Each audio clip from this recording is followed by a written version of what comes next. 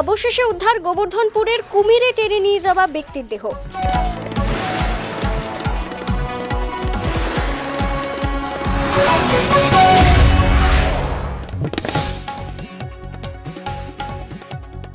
গতকাল একমাত্র ছেলের সামনে থেকে আসবাউদ্দিন শেখ নামে এক ৪৫ বছরের ব্যক্তিকে কুমিরে টেনে নিয়ে যায় নদীতে।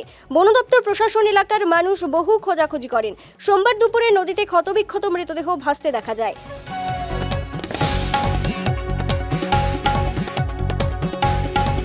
দক্ষিণ ২৪ পরগনা জেলার পাথর প্রতিমা ব্লকের গোবর্ধনপুর কোস্টাল থানার সত্যদাসপুর এলাকায় বছর ৪৫-এর আসবাউদ্দিন শেখ তার একমাত্র নাবালক ছেলেকে সঙ্গে করে মাছ ধরতে যায় নদীতে। আর ছেলের চোখের সামনে বাবাকে কুমিরে নিয়ে চলে যায়, সেই দৃশ্য এখনো ভুলতে পারেনি নাবালক।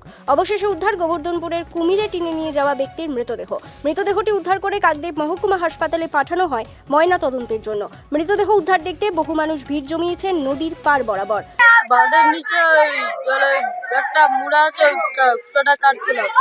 কাটতে কাটতে আমার আব্বা পানিতে আমি আব্বার পিছনে, আব্বার যা হাত ধরেছে, আব্বা তখন কটে লোকে ডাক, তখন আমি কুমিরের দাঁত পাটি দিয়ে হাত টেনেছি, কিন্তু কুমির তবুও টেনলে বলে। তারপর আব্বা উঠে বলতেছে যে তাড়াতাড়ি লোককে ডাক। তারপর আমি লোককে ডাকতে এসে গিয়ে দেখি না, আব্বাকে আর দেখা যায়। উনি 11টার সময় নদীতে জাল ফেলতে যাওয়ার কারণে ওনাকে কুমিরে ধরে নিয়ে টেনে নিয়ে চলে যায় এবং ওনার ছোট ছেলেও সাথে ছিল।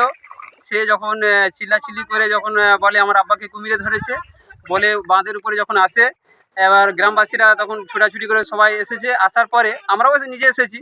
আসার পরে আমরা যখন দেখলাম যে বডিটাকে ছেড়ে দিয়ে কুমিরটা চলে গেছে, তারপরে আমরা প্রশাসনকে খবর দিই। খবর দেওয়ার পরে প্রশাসন আসার পরে আমরা ট্রলার লঞ্চ নিয়ে অনেকক্ষণ খোঁজাখুঁজি করি। কুমিরটা ভাসাভাসি করছে, কিন্তু আমরা সেই সময় বডি পাইনি। তারপরে আজকের সকাল 11টার সময় বডিটা পাওয়া গেছে এবং আশা করি প্রশাসনের কাছে এবং সরকারের কাছে আমরা আবেদন করছি যে ওই গরিব মানুষের ফ্যামিলিতে তাদের যে পরিবারের কিছু সাহায্য করুক বা তাদের কিছু আর্থিক দিয়ে মোটামুটি তাদেরকে ছেলেপুলেদের কিছু একটা সুব্যবস্থা করে দেব।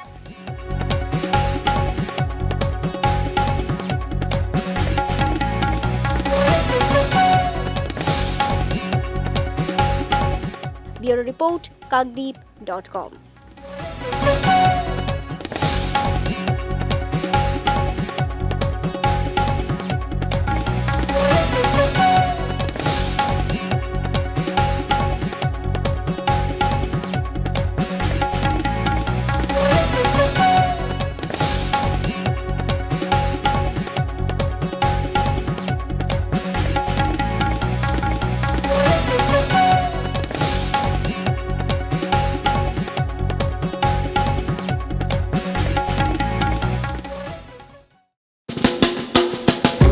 আধুনিক আসবাবপত্রের সঠিক ঠিকানা কিরণময়ী বেডিং স্টোর্স, কাকদ্বীপ, রথতলা। মনোরম পরিবেশে চাইনিজ খাবার ও জমিয়ে আড্ডা পারগোলা প্যারাডাইস, অমর টকিজের বিপরীতে।